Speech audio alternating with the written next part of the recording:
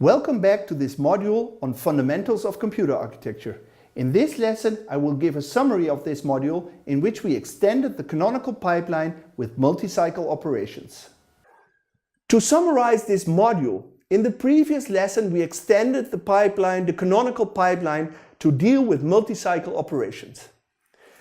We did so by providing several execution pipelines in addition to the integer execution stage. A multiplier pipeline, a floating point addition pipeline, and a division unit. Unfortunately, it's not cost effective to pipeline a divider, and therefore the divider is not pipelined but requires many cycles to complete.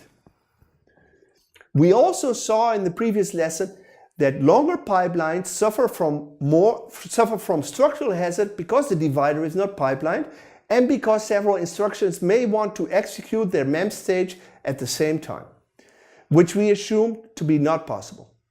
The longer pipeline that we discussed potentially also suffers from write after write hazards because instructions do not always complete in order, they may complete out of order.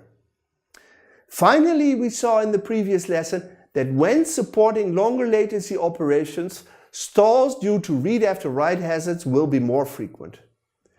In this lesson, we saw that the compiler or we as assembly programmers can avoid stalls due to read after write hazards by reordering or scheduling the instructions. Unfortunately, instructions within a loop often depend on each other, which limits the scope of instruction scheduling, which is why we applied loop unrolling. Loop unrolling is a simple yet effective technique that extends the scope of instruction scheduling and also reduces the loop overhead substantially. At the end, as usual, an exercise to test yourself.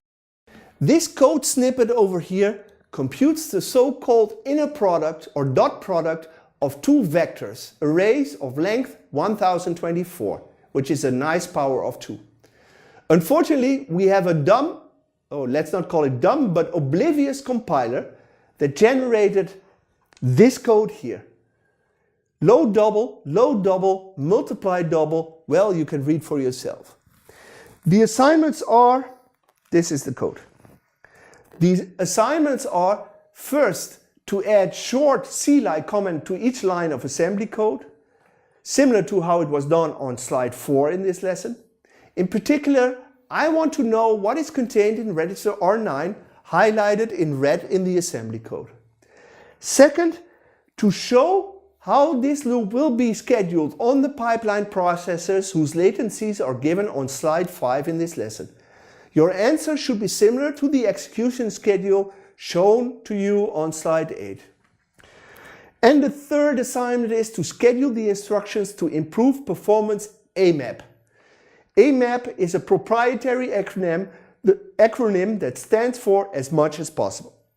The final assignment is to unroll using an unrolling factor of 2 and schedule the unrolled loop to improve performance, again AMAP, as much as possible. Good luck with this assignment. This concludes this lesson. Thanks for watching. In the next lesson I will start a new module which provides a review of caches. Hope to see you back.